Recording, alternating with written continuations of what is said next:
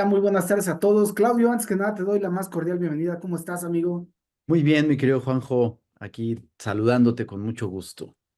Igualmente, amigo, pues ya estamos en el episodio, en el capítulo, en el espacio 168 de esta aventura que iniciamos, pues más o menos hace un par de años o más, donde pues como dos ciudadanos nos dimos a la tarea de dar nuestro punto de vista cada semana. Y pues te propongo, Claudio, que en esta semana veamos, entre otras cosas, que platiquemos el debate chilango, ¿no? O sea, más que nada, ayer fue, tú estás en el DF, yo vivo en la ciudad de León, Guanajuato, pero como que se me hizo muy bueno verlo como un ensayo de lo que vendrá en las elecciones grandes, porque si bien también hubo ayer un debate en el estado de Jalisco, el cual también vi muy interesante, pero son como que temas muy locales. El DF también, pero el DF no deja de ser el epicentro político, porque pues ahí es donde están establecidos los tres poderes que nos rigen como república y que de alguna manera, por el tamaño y por la influencia que tiene se me hizo interesante verlo. Por otra parte, Claudio, fíjate que yo he estado notando, y lo platicamos en la semana, que López Obrador últimamente está utilizando eh, me llama mucho la atención que utilice términos como que está en riesgo la, la, la democracia en México y habla pues constantemente como, digámoslo por decirlo así, de un golpe de estado técnico. De hecho, en la semana hubo un artículo muy bueno de un escritor, politólogo, que ha estado también en funciones en gobiernos anteriores, que es Ricardo Pascue Pierce, y que, y que cuando tú lo ves y cómo él describe cómo se viene manejando esto, pues llama la atención verlo. Y el día de hoy también saca un artículo en donde hace referencia de las similitudes que hay, otra vez, vamos a empezar con esto, de las similitudes que hay entre Donald Trump y López Obrador, que están polarizando a sus dos pueblos, bueno, a sus pueblos de origen, y en donde los dos a su manera indican que si ellos no ganan, pues va a haber violencia, ¿no? Entonces, ¿qué te parece si para arrancar, Claudio, dejo estos temas sobre la mesa y lo que pudiera surgir de estos temas, porque pues obvio, sigue la inseguridad, no vayamos más allá. Ayer en Michoacán asesinaron a tres mujeres, que una de ellas contendía un puesto político y tenía como personas de protección a dos mujeres y las asesinaron en Michoacán. Entonces, ese es un ejemplo, pero pues te dejo, Claudio, esos son los temas que por lo menos tú y yo consideramos que eran relevantes platicar en este espacio, amigo. Así es, mi querido Juanjo, esta semana para variar y seguramente como será en las siguientes estaremos viendo mucha actividad interesante y digna de platicar porque se acercan las elecciones y hay un ambiente tenso, creo que muy áspero, porque Eh, yo sigo insistiendo en que López Obrador está viendo claramente que no hay forma de ganar ni la Ciudad de México, que comentaste hace un ratito, pues claro que es un bastión súper importante. Vamos a recordar que antes de que la izquierda pudiera llegar a gobernar la República Mexicana, todo el país, con López Obrador, por supuesto, ya traía desde 1997 la victoria en la Ciudad de México y desde entonces la Ciudad de México se ha convertido como en el punto más importante porque es como el paso siguiente a. Y pues había sido, por supuesto, después del ingeniero Cuauhtémoc Cárdenas y de cuando él renuncia para competir a las siguientes elecciones y se queda Rosario Robles, pues obviamente le sigue dando una continuidad a este movimiento de izquierda, pero después vimos, por supuesto, a López Obrador, vimos a Marcelo Ebrard y a Miguel Ángel Mancera gobernar la Ciudad de México. Y claro, no hay que olvidar a Alejandro Encinas, que fue también gobernador interino de cuando López Obrador pide licencia para ir a competir a las elecciones. Y desde entonces ha estado en manos de la izquierda, siendo uno de los bastiones más importantes por presupuesto, por población y por gobernabilidad. Y pues ahora estamos viendo una franca eh, eh, baja en la preferencia de la ciudadanía hacia la izquierda. No, no quiero decir solamente a la 4T porque pues existe otro partido de izquierda, sin embargo, no tampoco se está considerando, ¿no? Al PRD, que aunque está en alianza con el PRI y el PAN, no está tomando una postura de izquierda ahora y se fueron todos hacia un candidato que es notoriamente de derecha, de la oposición, del conservadurismo, diría López Obrador, ¿no? Que es Santiago Taboada. Y creo que se vio reflejado ayer pues creo que este miedo, ¿no? No sé qué otro adjetivo utilizar. Ahorita tú me dirás qué es lo que piensas sobre eso, porque em, si yo te puedo decir algo, Juanjo, de forma personal, es que los debates son muy interesantes porque, por supuesto, puedes escuchar a la persona, que es muy difícil escucharla en un discurso multitudinario en algún evento, porque normalmente van a cuestiones muy locales, ¿no? Es decir, van a lo mejor a la alcaldía, van a un evento donde se encuentran personas reunidas porque son parte de algunas agrupaciones o etcéteras, y o van a alguna universidad con los jóvenes, etcétera. Y no deja de ser algo muy local, donde hay algo que se encuentra, pues digo que previamente estipulado, pero que además no alcanza a llegar masivamente a todos. En el debate que se televisa, pues creo que la totalidad de las veces que se dan, llega a todas las posibilidades, digo, a todos los hogares, a todas las personas, y tenemos la posibilidad de conocerlos en sus propuestas y en muchas situaciones, es decir, cómo argumentan, cómo se defienden, cómo debaten, valga la redundancia, pero sobre todo, y creo que es una de las cuestiones que a mí me llaman mucho la atención, Juego, no sé tú qué piensas, en el lenguaje corporal, ¿no? Sí, En ese lenguaje corporal, Juanjo, hay que mencionar que fue López Obrador el que ganó en aquel debate que creo yo, quiero creer, que conquistó el corazón de la gente cuando le dijo a Ricardo Anaya, Ricky Riquín Canallín, ¿no? Porque logró sacar de sus casillas a Ricardo Anaya, opacó totalmente a José Antonio Meade y él se mantuvo ecuánime, ¿no? Y logró, pues, generar esto que, por supuesto, si tú lo has dicho varias veces y te cito, cuando la gente vota con el estómago y con la emoción en lugar de con la razón, pues se deja llevar por estas situaciones. Si nosotros hubiéramos escuchado y entendido lo que estaba haciendo López Obrador en ese momento, hubiéramos entendido muchas cosas.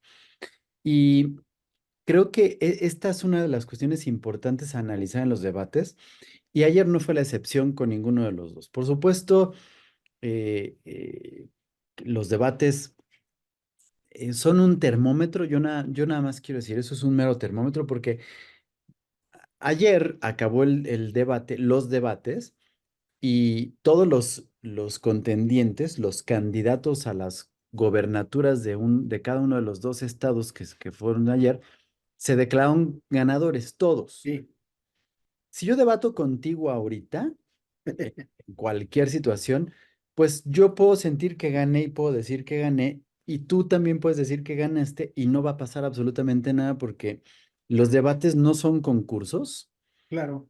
y los debates no son elecciones. Es decir, no hay pero sí es un termómetro para poder saber eh, pues, cuáles son las preferencias. Para eso son, ¿no? Para ver las preferencias. Y cuando yo analizo los debates, pues a mí particularmente me gusta entender el contenido, cuál es la propuesta, pero sobre todo que te puedan explicar cómo van a hacer determinadas situaciones, ¿no?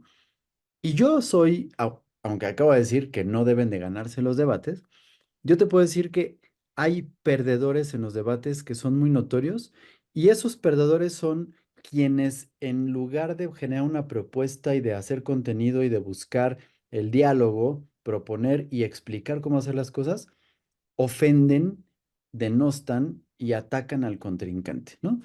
Para mí esa es la más grande prueba. Iba a decir clara prueba, pero tengo que evitar decir hoy ese adjetivo. Sí, Es sí, la más sí. grande prueba de que no hay argumentos, de que no hay preparación y que se está buscando justamente enganchar emocionalmente al televidente, al elector, con con el gancho del chisme, de la emoción y del ver ahora sí de qué postura tomas, no porque quieras votar por alguien, sino porque de qué lado te pones en el pleito, ¿no? En un pleito arrabalero, ¿de qué lado te pones? Y creo, Juan José, no sé qué opines tú, y a reserva de que pienso lo contrario, creo que los debates se han caracterizado justamente porque lejos de que haya una propuesta real, pues se dedican a atacar, ¿no? Y ayer, fue muy evidente que sí empezó el ataque con Clara Brugada hacia Santiago Tabuada, ¿no? Y Santiago Tabuada se dedicó a atacar a Clara Brugada también, es decir, vino de los dos lados. No puedo decir que no haya habido propuesta de ninguno de los dos, porque sí la hubo, sí dijeron sus planes y sus cuestiones, pero me parece que ocuparon mayor tiempo en el ataque, ¿no? Y en ese caso, pues digamos que fue primero 1-0 a favor de Taboada, luego 1-1 a favor de Clara Brugada, 2-1 a favor de Taboada y 2-2 a favor de Clara Brugada, ¿no? Es decir, estos ataques probablemente pudieran salvarse en esta mala calificación que les pudieras dar si la persona atacada puede refutar con pruebas el ataque al que se le están dando, ¿no? Y Clara Brugada al recibir el primer ataque y decir que, pues, que no atendió a unas familias que estaban viendo por una barda, no sé qué, su respuesta fue, me reservo y no contesto. Y ante otro ataque con propiedades y con desvío de recursos, con negocios ilícitos y todo, cambió el tema y se fue hacia otro lado y creo que cuando los conductores dijeron, vamos a tocar el tema del derecho de piso, del cobro de derecho de piso en la Ciudad de México, los tres se hicieron pendejos y no dijeron nada al respecto. Y a Santiago Taboada, cuando le dijeron sobre el cártel inmobiliario y los negocios que tenía, dijo que no le han probado nada, pero tampoco negó, ni refutó, ni tenía nada. Y perdón, pero ¿tú crees que Santiago Taboada no sabía que iban a tocar el tema del cártel inmobiliario y no traía nada preparado ante eso? Entonces, creo que estas cuestiones son interesantes porque te empiezas a dar cuenta quiénes son, ¿no? Sí, Y las porquerías que tuvieron que haber hecho para llegar a estos puestos, ¿no? O a este momento de su vida en el que son candidatos. Y pues Salomón estaba comiendo palomitas, ¿no? Entonces, este, pues es interesante que puedas ver estas cuestiones. Sí creo definitivamente que, que la Ciudad de México, está perdida para Morena totalmente. Y dicho sea de paso, también el estado de Jalisco, donde Movimiento Ciudadano va a volver a ganar, definitivamente. Jalisco, creo, no sé qué opines tú, Juan José, tengo la ligera sospecha de que estás un poquito más cerca de Jalisco que yo y probablemente estés un poquito más cerca de la realidad, pero creo que Jalisco no es un bastión políticamente tan importante para Morena como puede ser, por ejemplo, Guerrero, que aunque su población es mucho menor, políticamente es más importante, ¿no? Pues evidentemente por lo que ocurre ahí en cuestiones de trasiego. La Ciudad de México es sumamente importante Sí, y algunos otros estados como por ejemplo Veracruz, Campeche, hoy Quintana Roo, que no era importante en algún punto, ¿no? Yucatán, es decir, son bastiones un poquito más fuertes, ¿no? Jalisco, aunque es un estado que tiene a una de las tres ciudades más importantes de la República Mexicana, no creo que le resulte tan peligroso que lo pierda. No sé qué opinas tú, ahorita sí, me sí, sí. mientes. Y no estoy ni menospreciando a nuestros amigos que viven en Jalisco, ni mucho menos. Simplemente estoy como poniendo ahí porque siento que a López Obrador particularmente no le preocupa tanto lo que pueda suceder con Jalisco si lo pierde contra Movimiento Ciudadano. Y en cambio lo veo muy preocupado con que Rocío Nale no gane la gobernatura en Veracruz, es donde está Rocío Nale. Así es, Veracruz.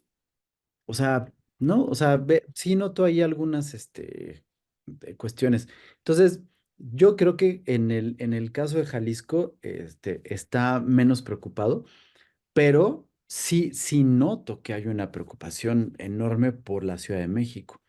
Probablemente porque, a reserva de que podamos analizar, si pensáramos que Claudia Sheinbaum se queda con la presidencia de la República, pues ganar la Ciudad de México implicaría dar el primer paso para tener sí o sí que hacer una alternancia en una futura elección y perder esta cuestión de la transformación. Si perdieras las dos al mismo tiempo, es decir, si ganara la oposición la presidencia, pero se quedara con la Ciudad de México, entonces hay una gran posibilidad de generar resistencia real. Pero imagínate que se perdieran las dos, que es lo que ahorita amenaza completamente a la 4T.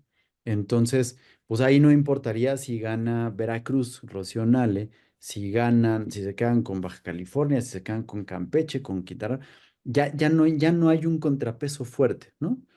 Y esta es la parte que le está preocupando y creo que es lo que está generando el conflicto. Y creo que es el conflicto mediante el cual hace que Clara Brugada en particular se dedique a esta serie de ataques sistemáticos fuertes donde no desmiente, por ejemplo, el asunto del endeudamiento de Iztapalapa, salud, mi querido Juanjo, del endeudamiento de la Ciudad de México, del mal manejo y el desvío de recursos que hay con el agua en Iztapalapa, ¿no?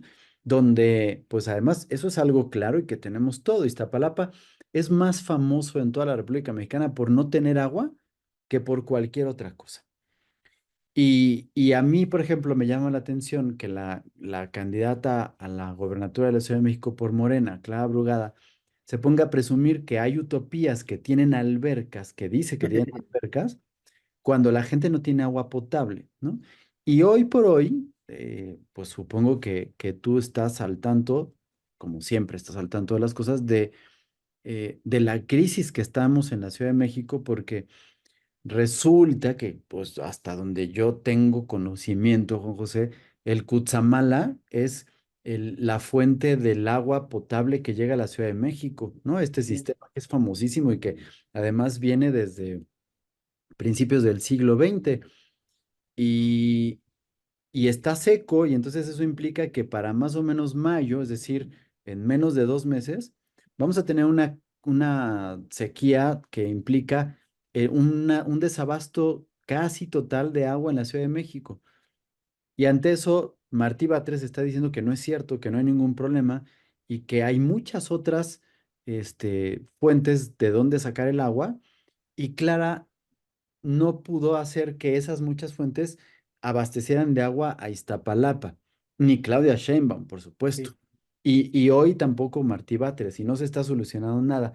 Y entonces la respuesta o la postura de mucha gente, particularmente de gente de Iztapalapa, y eso me consta porque me lo han comentado a mí, es si así tiene Iztapalapa y así nos tiene a nosotros, aumentó la inseguridad y yo no puedo salir a caminar después de las 8 de la noche en tal lugar y cuando tenemos que regresar del trabajo, de la escuela, en la noche si no nos están esperando en algún lado para llegar en coche o irnos en bola hasta nuestras casas, hay una posibilidad de casi un 85% de que nos asalten, ¿no? O sea, yo no quiero eso. Si eso no lo puede controlar en una alcaldía, con 3 periodos en los cuales fue gobernadora, fue alcalde, yo no puedo pensar qué es lo que va a hacer de la Ciudad de México, ¿no?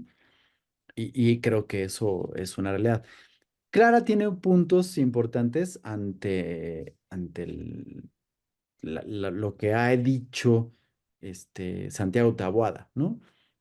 Ha convertido a la Benito Juárez en 6 años, que han sido 2 periodos de gobierno que tiene Santiago Taboada, en uno de los mejores lugares para vivir.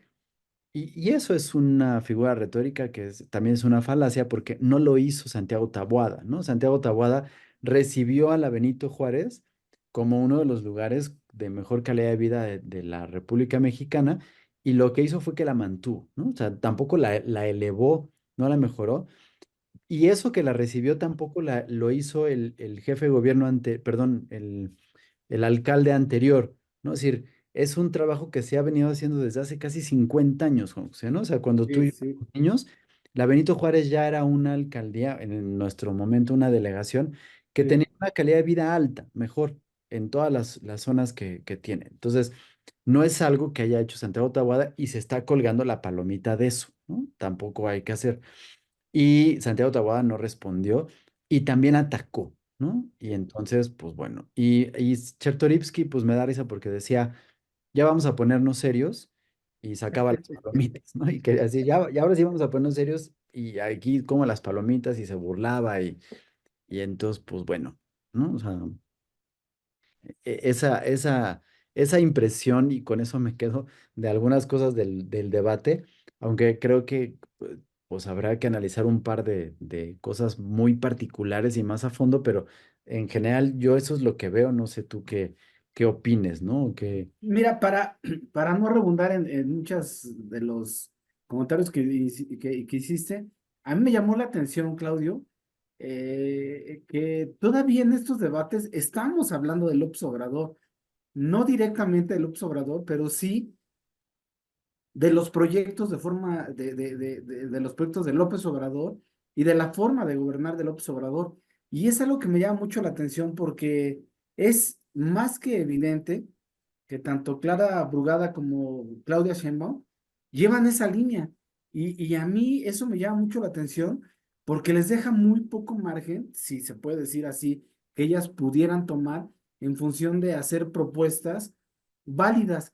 Ahora, algo que se me hizo irónico es que ayer Clara Brugada estaba prometiendo programas que el mismo gobierno federal en yo, este sexenio los quitó. Entonces mm, yo decía, bueno, ¿cómo es posible que nos puedan engañar de esa manera los ciudadanos, indicándonos que nos van a regresar algo que ya teníamos, por un lado? Por el otro, creo yo que eh, si lo podemos llamar en el argot o relacionándolo con el box, fue como que fue el round de sombra, de estudio. Se atacaron, pero no se atacaron. Y pues realmente en general yo no le veo nada que hacer ahí a Salomón Chertoriski, porque pues es obvio, él es el que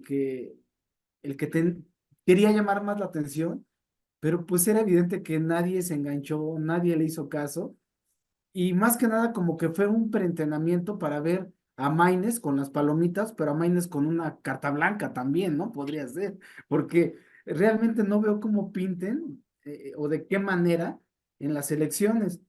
Con respecto a Santiago Tabuada, sí mandó por ahí dos mensajes claros que me gustaron, como el que la casa donde vive Clara Brugada, primero, no está en Iztapalapa, está en está la bien. del Valle, y segundo, que la tiene registrada con un valor de 332 pesos, cosa que hoy una reportera de Radio Fórmula, Clara Brugues o algo así, enseñó las escrituras y es real. Entonces, creo yo que este primer debate sirvió como para que ellos sacaran análisis en cuestión de la semiótica, como tú lo manejas, o de la imagen, pues se ve que quien de alguna manera estaba más preparado era Chertoriski. Quien dominaba mejor el escenario y lo supo aprovechar muy bien fue Taboada. Y quien no tenía ni idea de cómo manejarse en un estudio, la impresión que yo me llevo, es Clara Brugada. Se me hacía muy, más bien me llamaba mucho la atención que muy pocas veces veía la cámara. Se movía mucho, este, se le notaba nerviosa o ansiosa. Yo lo estaría, obviamente, pero pues yo no voy a ser el que está contendiendo para la gobernatura de la Ciudad de México. Pero al final, lo que yo me llevo de esto es que eh, todo esto, de hecho, este programa, quisiera decirlo así, es en función de López Obrador, amigo. O sea, Taboada lo que atacaba era indirectamente al gobierno de López Obrador. Y Clara Brugada lo que defendía indirectamente era las políticas de este gobierno. Pero al final nadie dio algo novedoso, más que creo que yo, el único que vi que sí realmente estaba capacitado y dio pues iniciativas novedosas, te puedo decir que hasta frescas, pues fue Salomón Chertoriski. Entonces, en general, yo te podría decir que, este, que fue un debate bueno por ser el primero, pero creo que el segundo, ya vamos a ver ahora sí ya ataques más fuertes y directos, porque al final, Claudio, tú preguntabas, ¿qué peso político o qué estado pudiera tener más peso político en las elecciones? Y yo creo que Morena va por esa estrategia de tener la mayoría. Recordemos, en la Cámara de Diputados son más o menos, o no más o menos, son 500 diputados, de los cuales 300 son elegidos por mayoría de voto popular. Y en la Cámara de Senadores son 128, entre los cuales 64 son de elección directa. ¿Qué quiere decir esto? Dos por cada estado. Mm, Yo creo a lo que le apuesta López Obrador no es tanto en el voto masivo, que sin lugar a dudas Jalisco da más votos que, que, que, Pero, este, por que ejemplo, Guerrero, y que Jalisco, ya cuando lo sumas en función de lo que te podría dar como representación proporcional en ambas cámaras, eso. creo que es a lo que le está apostando, amigo. Y creo que ahí es la tirada. Sin embargo, también debo de reconocer, como dices tú, Claudio, algo que a mí me llama mucho la atención, no sé, tú estás en el DF, me lo podrás decir, es que yo de los conocidos que tengo, de hecho, quisiera yo pensar que el DF es de izquierda. La única diferencia que hay es que es de una izquierda que razona. Es una izquierda en su mayoría que no por el hecho de ser de izquierda quiere decir que votes por el partido de izquierda.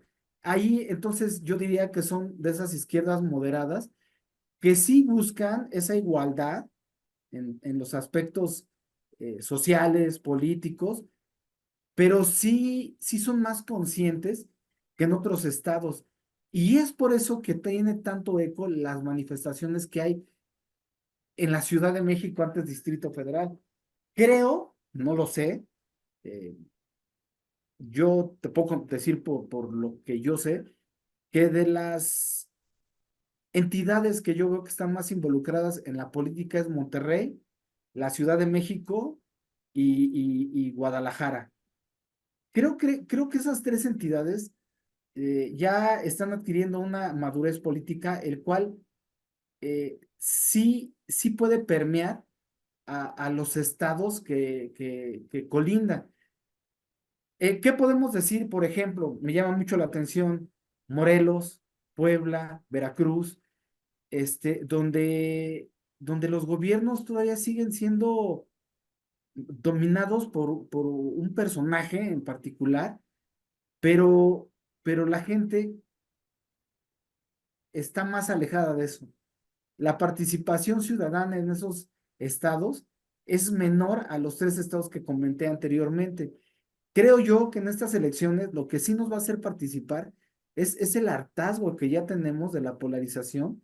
Y yo creo que lo que nos puede unir, y yo lo comenté el programa pasado, Claudio, y, y no quito dedo del renglón, es que como mexicanos pues habría que exigirle solamente dos cosas en particular a estas candidatas, y que es la seguridad social y la seguridad sanitaria, en este caso los servicios médicos. Pero pues también me llama mucho la atención que Claudia Sheinbaum, al día de hoy, pues se va de toda confrontación con cualquier tipo de liderazgo, llámese empresarial, llámese estudiantil, llámese de movimientos sociales, como podrían ser las mujeres, los derechos humanos, etcétera. Y ahí es donde, para mí, en una situación muy difícil de estas elecciones, porque insisto, Claudio, lo dije la vez pasada, a mí Xochitl no es una candidata que me llene, te voy a ser honesto. Pero yo en Xochitl lo que yo veo es simplemente, es como que parar en seco lo que sí creo que pudiera suceder, y que es que estas políticas que tanto han afectado ahora sí directamente a más mexicanos, y que lo vimos pues simplemente en dos eventos de carácter mundial, el primero que es la pandemia, y el segundo que es la violencia, y la violencia reflejada en los ciudadanos y principalmente en los periodistas. Somos el país que tiene más muertos, o más asesinatos a periodistas. Y estamos dentro de las 10, o bueno, mejor dicho, dentro del top 20 estamos 10 ciudades, este, y del 1 al 8, del 1 al 9, 10 ciudades o municipios de México.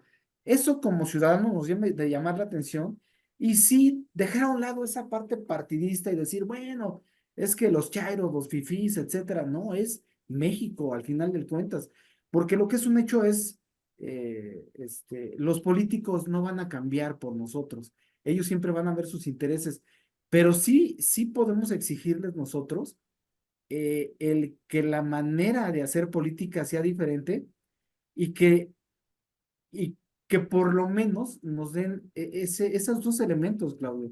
Entonces, simplemente como colación, tú dijiste de Rocío Nale, que es de Zacatecas y está contendiendo para el gobierno de Veracruz. Pues esta semana ya salió un reportaje de la casa que adquirió en Veracruz, y que es una casa, Claudio, pues que realmente podría ser digna de cualquier millonario del mundo. Y es una casa que llama mucho la atención, que se empezó a construir cuando se empezó el proyecto de Dos Bocas, y que los que lo construyeron o están involucrados en la construcción son los mismos que son los que se están haciendo negocios con Dos Bocas. ¿Te suena esto algo como la Casa Blanca, amigo, con el grupo IGA? O sea, ¿y por qué no juzgarlo? O sea, ¿por qué no juzgar con la misma vara como cuando decíamos del PRI que éramos corruptos? ¿Por qué ahora con los políticos o los gobernantes de Morena no podemos hacer lo mismo?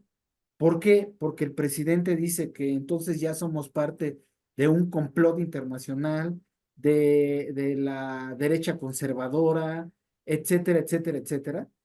Entonces ahí es donde me llama la atención de cómo tanto Donald Trump como AMLO eh, llevan a esta polarización, porque realmente ellos lo único que se dan cuenta es que al dividir la oposición, si ellos cuentan con un voto duro que les pueda asegurar votos para ganar, lo van a hacer. Entonces aquí la pregunta, Claudio, es, ¿tendrá razón Ricardo Pascue cuando dice que, que, que López Obrador sí está preparando o nos está preparando para un golpe de estado técnico, Claudio? Pues mira, Juanjo, creo que hay muchas cosas y pues uno de los aspectos o de los motivos por el que este programa se llama Conectando Puntos tiene que ver con eso, ¿no? Con que primero nosotros, tú y yo, analizamos las cosas a partir de eventos que se van conectando, que nosotros conectamos y que van teniendo una lógica, y eso nos ha permitido decir que de 189 cosas que hemos platicado y dicho que pueden ocurrir, 186 han sido certeras, ¿no? Sí, sí, Tal sí, sí, cual. sí. Eh, eh, y creo que una de las situaciones es que pues nosotros planteamos los hechos, las situaciones, y, y ustedes, amigos que nos escuchan, pues van a conectar los puntos y a tomar sus propias decisiones, ¿no? Y a pensar lo que ustedes consideren. ¿Por qué? Bueno, eh, efectivamente, tú decías, este debate fue una especie de pelea a la sombra, ¿no? Y decías, ya dijeron, yo me quedo pensando, ¿cuántos debates vamos a ver de la Ciudad de México? ¿Mm? Dos más. O sea, dos más. Y después de lo que yo vi ayer, yo quiero saber, bueno, ¿y ahora qué sigue? O sea, ¿con qué, Sí, sí, con qué sí. van a llegar nuevos? Si ayer Sí, ya sí, se sí. dijeron todo, ya se pegaron, ya se dijeron, sí, ¿qué ahora qué van a alegar? Porque ayer pues, pudieron sacar todos los trapitos que pudieron haber sacado. Entonces, ¿hacia dónde va? Si no podemos ver algo realmente propositivo, vamos a ver una repetición de lo que pasó ayer.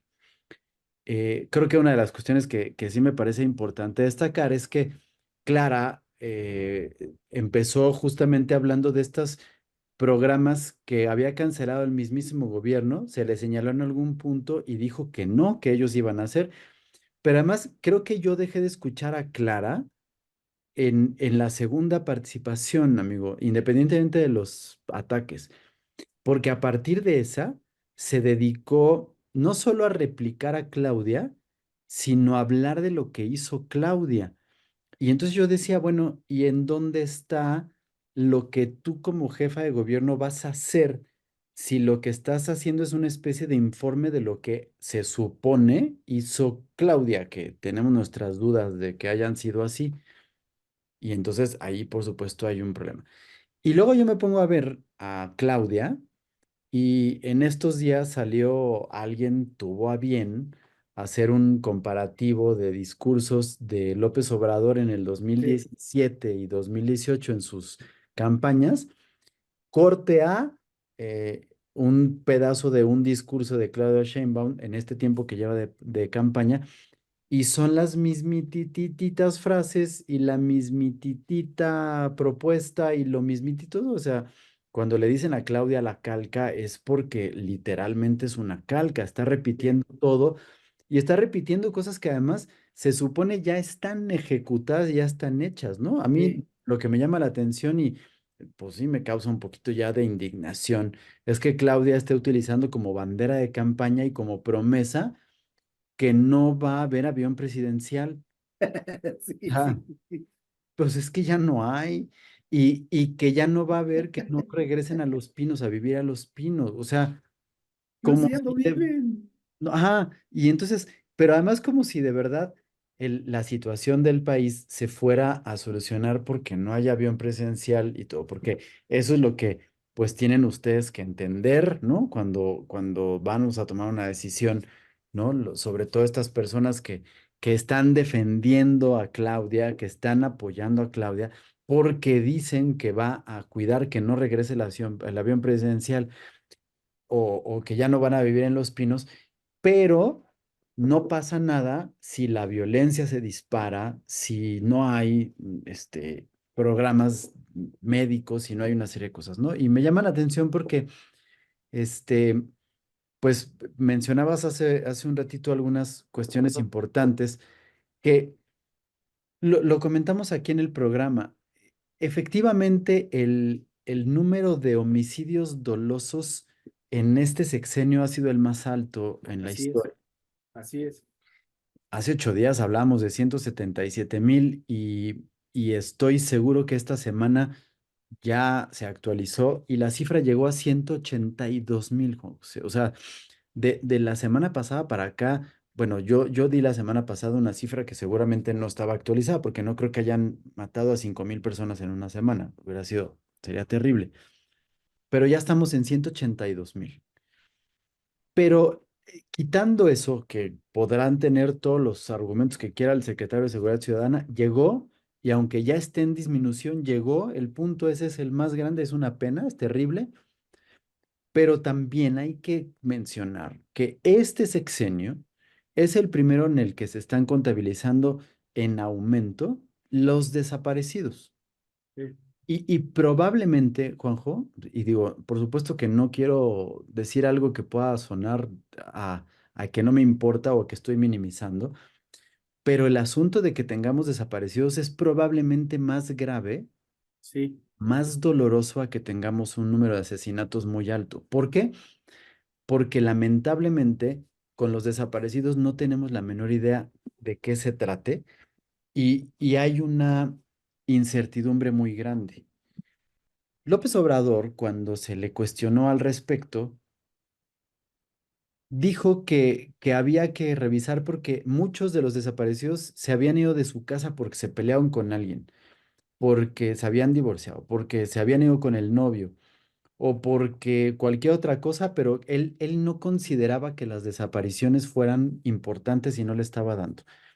Sin embargo, quiero comentar que el día de hoy, esas personas desaparecidas que el gobierno no ha querido atender porque López Obrador considera que el censo de esas personas no es el correcto porque dice, a lo mejor se cambiaron de casa y por eso están desaparecidas.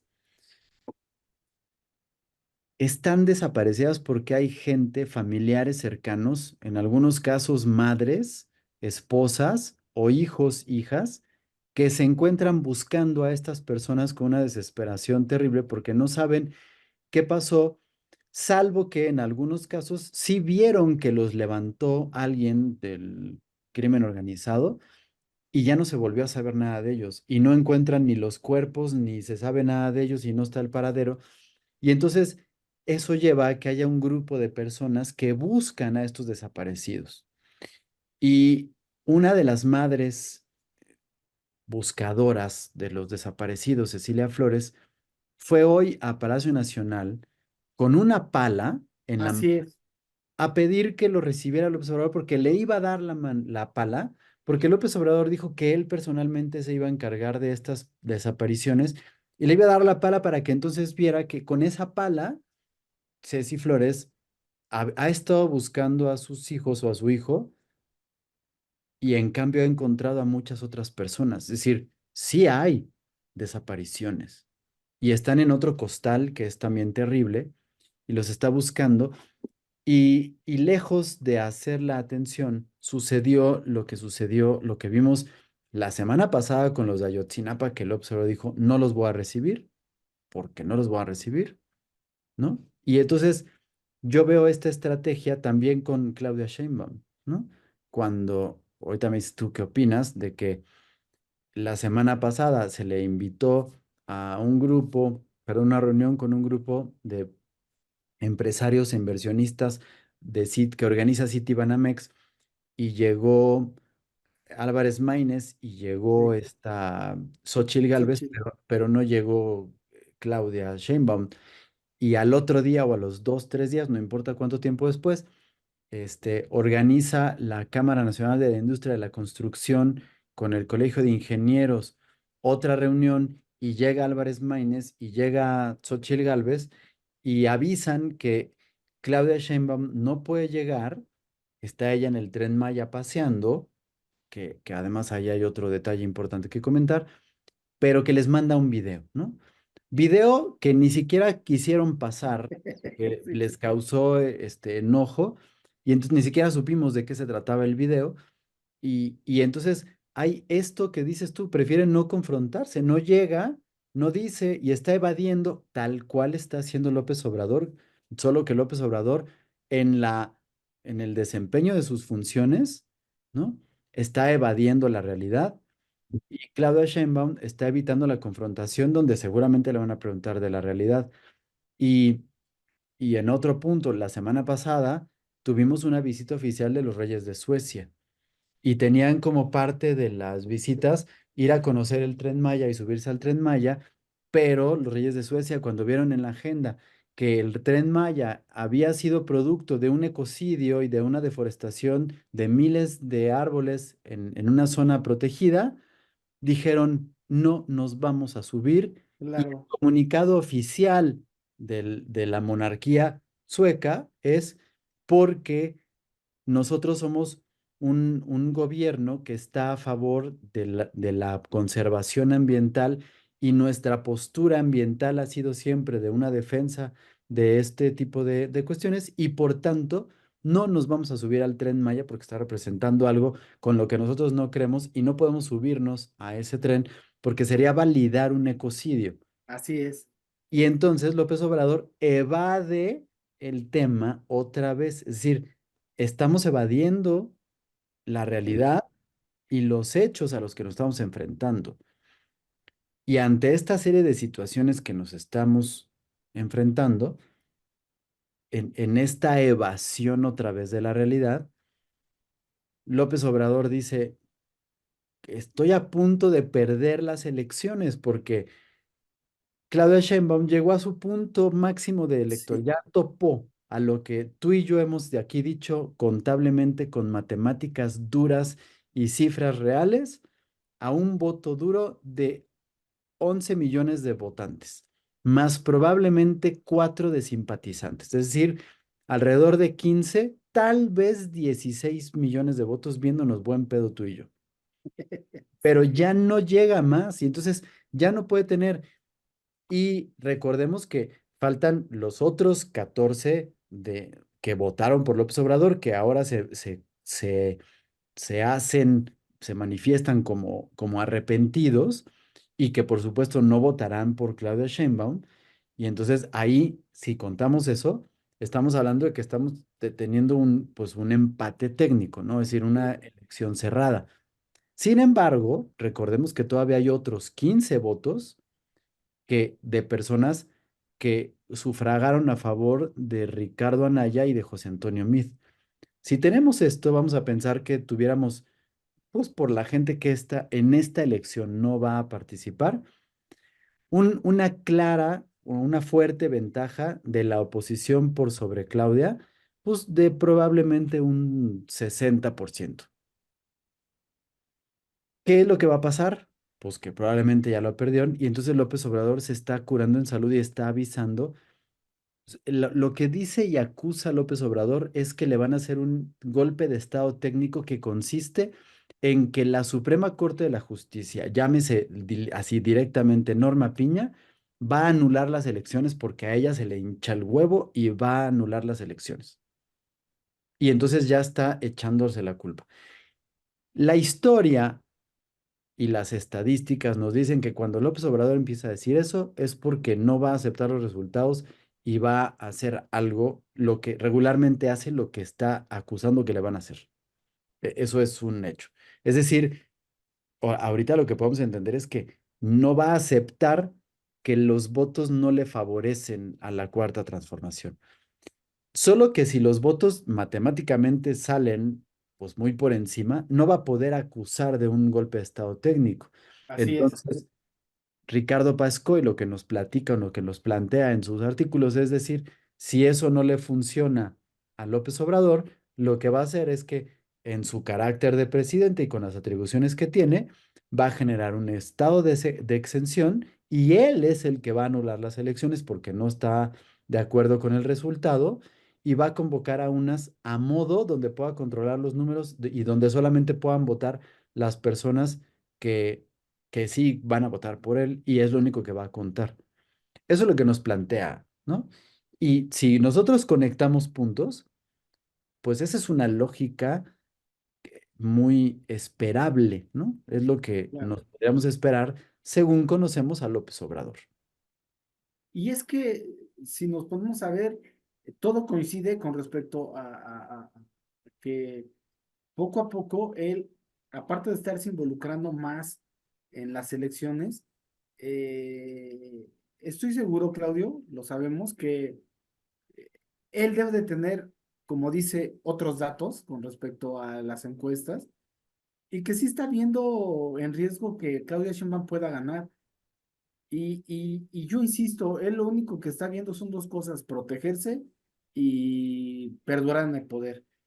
Y eso, de alguna manera, es lo que vuelve peligroso a López Obrador. Y como conectando puntos, me llama mucho la atención. No sé si viste una declaración, Claudio, apenas la semana pasada en un programa que se llama Es la hora de opinar, de Violeta Vázquez. Ujú. Ella participa directamente con la campaña de Claudia Sheinbaum, pero él dice, ella nos indica que López Obrador dice cosas sinceras, Ah, sí, sí, sí, sí, lo vi eso. aunque no necesariamente Aunque verdaderas. no sea verdadera, pero lo dice con sinceridad, sí. Y tomando esa referencia, este, ese es el punto, que así nos habla López Obrador siempre. Es muy sincero, pero todo lo que nos dice no es verdadero. Entonces, cuando él nos dice que tiene otros datos, cuando él nos comenta que va a ganar Claudia, bueno, no lo dice directamente, pero cuando exhorta a que tenemos que votar masivamente por Morena, está siendo sincero, pero la realidad o la verdad es que deja mucho que desear si contrastas lo que dice con su forma de actuar. Y lo que es un hecho, Claudio, es que la agenda ya se la robó la campaña y aparte, déjame decirte que la agenda que ya hay ahorita es en función de lo que dice Xóchitl Gálvez. Sí, Llevamos ya una semana de que Claudia Sheinbaum no sabe cómo quitar eso de las refinerías, que esta Xóchitl Gálvez dijo que iba a quitar la refinería de Tamaulipas, Tamaulipas de que no, Tampico y la de Nuevo León. la Y, cadereita. y ahora resulta que pues eso ya se volvió, no le pueden dar vuelta a eso porque Claudia Sheinbaum está insistiendo en que ella como científica y como ambientalista y la frega, el punto es de que se le está yendo de las manos, este, Mm, la, ¿te la, das la, cuenta, exacto, ¿no? Los ataques a Xochitl, bueno, nunca ha habido un ataque que esté bien fundamentado, ¿no? Es decir, nunca, la atacan por gorda, la atacan por tener los dientes chuecos, la atacan porque habla, no pronuncia bien la R, porque no pronuncia la R, tiene un nombre que se me olvidó ahorita, ese, no, no sé ni qué sea, síndrome o algo. Este, la atacan porque es una botarga, porque se puso la botarga de dinosaurio en una sesión de la cámara. La atacan porque vende gelatinas o vendió gelatinas. O sea, la han atacado por una cantidad de tonterías. Hoy, el día de hoy, lunes 18 de marzo, los ataques de todos estos jilgueros del bienestar van en torno a que cuando ella estudió ingeniería, este, las computadoras estaban en su primer, etapa de desarrollo. Por lo tanto, eso significa que ella es una ingeniera obsoleta, porque estudió en una época donde las computadoras no estaban avanzadas, ¿no? exacto, Y entonces ahora la están atacando por eso, porque con eso quieren descalificar que no tiene un conocimiento y que ese conocimiento es el que quiere aplicar para desaparecer Pemex, ¿no? Porque ella dijo, sí dijo que iba a cerrar las refinerías y, y le están diciendo que quiere cerrar Pemex. O sea, por supuesto que ahorita lo están tratando de hacer. Pero ¿qué es lo que yo creo que está haciendo Xochitl? Lo mismo que hizo López Obrador, es decir, está haciendo su propia estrategia. es Decir, correcto, decir barbaridades para llevar la agenda. Y entonces Claudia ha tenido que cambiar todo su discurso justo para eso, para llevar la agenda de lo que está diciendo Xochitl en cada discurso y tener que disculparse por lo que dijo Xochitl. Y eso es lo mejor que puede hacer, porque finalmente el contenido de las campañas las está llevando ella, ¿no? Al grado que por supuesto todo se está hablando, que si va a quitar Pemex, que no sé qué. Ayer, esto me pareció muy temerario, pero creo, estoy seguro que es parte de la estrategia. Ayer Xochitl en Tijuana les dijo a los tijuanenses que Tijuana era una ciudad fea sí, qué y, bárbaro, y se incendia todo, ¿no? Nada más que yo te quiero decir, yo tengo conocidos y, bueno, pues tú también uno de nuestros amigos, ¿no? El hermano de Gilberto, Fabián, Sí, perdón por decir los nombres, pero bueno, vive allá, ¿no? Pues por sí, trabajo sí, sí. allá. Yo tengo parientes en Tijuana, es decir, están ahí. Yo no conozco a una persona de Tijuana que diga, qué bonito es Tijuana, me gusta Tijuana. Es decir, ella fue a decirles algo que ellos ya saben, ¿no? Y se los planteó así. Yo voy a hacer que Tijuana deje de ser eso que a ustedes no les gusta. Porque además, aquí sí hay que ser muy, muy claros, es una realidad. Tijuana sí es el patio trasero de juegos de los gringos. Los gringos vienen cada fin de semana a emborracharse, a Sí, contratar prostitutas, a drogarse y a hacer todos los delitos que no los dejan hacer en Los Ángeles, en San Diego y en San Francisco. Y aquí los dejan por la derrama de dólares que hay, pagan y hacen lo que se les antoja. Y eso hace que Tijuana viva en un ambiente sórdido, eh, inseguro, pues con tráfico de drogas y que no es el mejor ambiente como para que tú puedas decir, ay, me quiero ir a desarrollar a Tijuana, pues no. Y eso fue lo que yo entendí que les planteó. Pero claro, pues lo hizo al estilo Xóchitl, pero te digo que yo estoy seguro que lo hizo con toda la intención, porque ahora el ataque va a ser Xóchitl es muy tonta y les está diciendo eso, pero ¿qué es lo que va a ocasionar? Que ella les dijo de qué hablar, exactamente. ¿no? Entonces, yo creo que va por ahí un poquito, yo no sé qué opines tú al respecto, pero pues eso es lo que yo creo que está haciendo el equipo de Xóchitl. Fíjate que no lo veía así, pero hay mucha lógica como lo indicas, porque al final de eso están hablando hasta el día de hoy. O sea, ese es el punto, que están hablando de ella. Y yo me acuerdo de una vez que entrevistaron a un artista famoso de un escándalo. Y le dicen, mira, no sé si sea cierto lo que están diciendo de mí del escándalo, pero lo que sí sé es que están hablando de mí y eso me hace promoción. Entonces, creo que eso es lo que está pasando con Xochitl. Y yo para terminar, Claudio, hiciste tú un comentario que refleja para mí, en particular, la clase de persona que es López Obrador. Póngale el adjetivo que ustedes quieran, pero como bien dices, hoy se presentó la buscadora Ceci Flores de Sonora para hacerle la entrega de la pala, el estandarte como él le dio o como simbolismo de el bastón que le dio López Obrador a Claudia Sheinbaum. Ella le dice, ¿sabe qué? Yo le doy la pala, se la quiero dar para que usted se encargue de buscar. Y su respuesta fue eh, que me la deje aquí, que mañana va a contestar y va a ver mañana que es martes de seguridad, que está el gabinete de seguridad, cómo abordan eso. Ese es López Obrador exactamente. Ese que por un lado, por eso saqué lo de la sinceridad, aunque no sea verdad, por un lado defiende a los pobres, por un lado es el más humanista, por un lado tiene la política abrazos, no balazos, y por el otro le da la espalda a la gente que realmente lo necesita. Esa gente que lleva más de 10 años sufriendo, cosa que yo sinceramente nunca en mi vida lo quisiera sentir, pero eso de que por lo menos quieren tener la tranquilidad de que la persona que buscan está muerta, imagínate qué tragedia Eso que es a otro. esas personas tú les des la espalda, Claudio, pues no sé qué nombre ponerle, pero sí refleja al presidente, Claudio. Y yo con eso me termino despidiendo y agradeciéndote, amigo. Qué fuerte, mi querido amigo. Iba a ser un chiste al final, pero ya mejor. Con esto, pues obviamente no hay lugar a chistes. Solo que el Obrador recuerde que hoy está compitiendo contra Xóchitl por la presidencia gracias a que no le abrió la puerta. Exactamente. Es correcto, amigo. Buena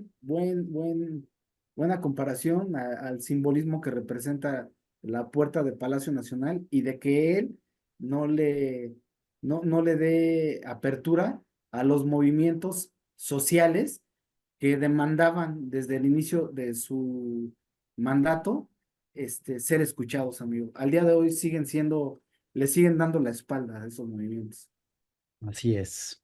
Pues bueno, veremos esta semana cómo se va desarrollando este ambiente de campañas y evidentemente lo que vimos ayer fue un cáliz de lo que seguramente será el debate.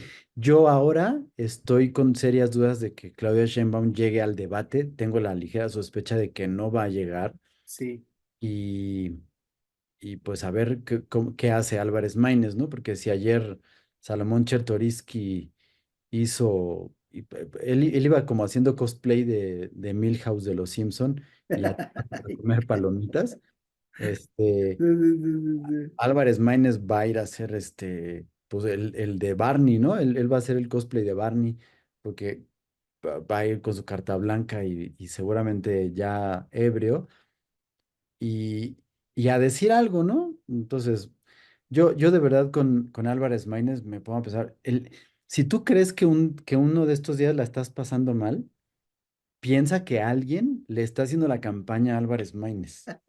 O sea, sí, ok. estos comercialitos de Álvarez Maínez, híjole, están, pero No, ya terminándose el partido de fútbol y al final mete gol y bueno. ese está, porque además no tiene razón de ser, este. En algún punto, amigo, me gustaría hacer un análisis puntual de cada uno de los anuncios de todos a nivel semiótico y visual, ¿no? De lo gráfico que están mostrando, porque habla mucho de la gente que está atrás y que lo que están pensando y lo que están buscando, y de cómo creen que eres un tonto. Sí, O sea, ¿no? Y pues bueno, Maines es el que se lleva las palmas, ¿no? En esto. Es decir, en el último minuto, llega y mete un gol y ganó México. Dices tú, puta, en un pinche estadio de azotea de. No, no, no, no, está.